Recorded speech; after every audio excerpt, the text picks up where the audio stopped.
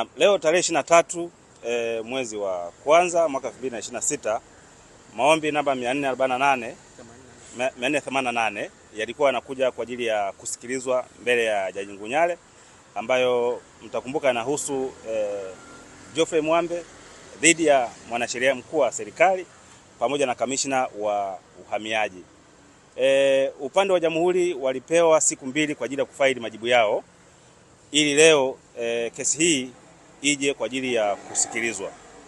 Kwa bahati mbaya wamefika mahakamani, wanasema siku 2 kwao zilikuwa ni chache, kwa sababu walikuwa wanafanya mawasiliano na upande wa uhamiaji ili waweze kukusanya taarifa za kuweza kuandika kwenye hati yao ya kiapo, na wameambia mahakama kwamba hao maafisa wa uhamiaji ambao walichukua hizo passport wamefika Dar es Salaam, kwa leo watakaa nao kwa ajili ya kuweza kukusanya hizo taarifa ili Jumatatu asubuhi waweze kufaili hati ya kiapo.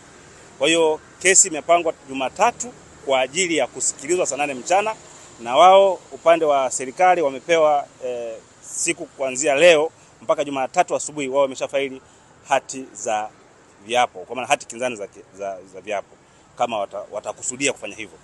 So tukutane Jumatatu kwa ajili ya usikilizaji wa maombi haya.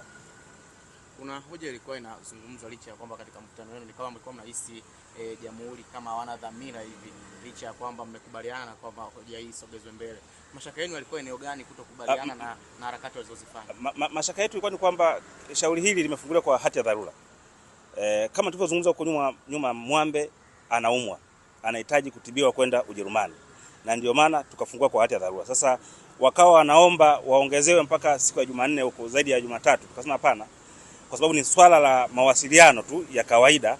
Kwa nini walichukua hizo passport za Mwambe na familia yake? Leni wafaili mahakamani hati za viapo.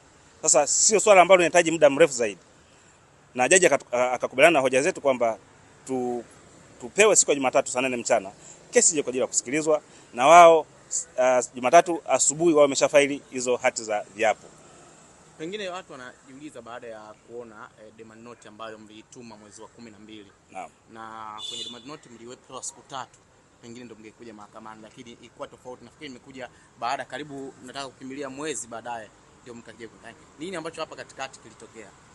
Ni kweli demand note tuliwasave tarehe 31 mwaka jana mwezi wa 12, na tuliwapa siku 3 wao wameshamkabidhi Geoffrey Mwambe passport zake pamoja na familia yake, lakini hilo jambo halikutekelezwa na kamishna wa uhamiaji. Sasa ili kuchukua hatua zaidi, sheria inakutaka katika maombi haya kwamba uwe umeshaomba jambo fulani kwa huyo mtu ambaye unakuja kumshtaki mahakamani, ili uwe na nguvu ya kisheria kusema kwamba ulishamtaka akupe passport then hakukupa passport. Kwa hiyo wao hawakutekeleza matakwa ya demand note, wakakaa kimya. Then kama unavyojua mahakama ndio sema mwisho kutenda haki.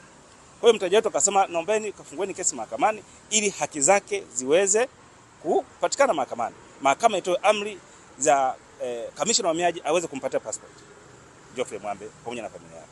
Kwa hiyo kwa sasa Mwambe unasema bado anaumwa, maana yake hakuna matibabu yoyote yanayopatikana aliyoanzia ama ikoje? Sasa swala la afya ya mtu na namna anavyotibiwa ni swala la yeye binafsi, lakini taarifa iliyopo ni kwamba anaumwa, na nishazungumza toka awali kwamba kabla hajakamata tarehe 7 Disemba mwaka jana Mwambe alikuwa anaumwa, na nishazungumza kwamba alikuwa ameshaanza mchakato wa kuanza kutafuta visa kwa ajili ya kwenda kutibiwa Ujerumani.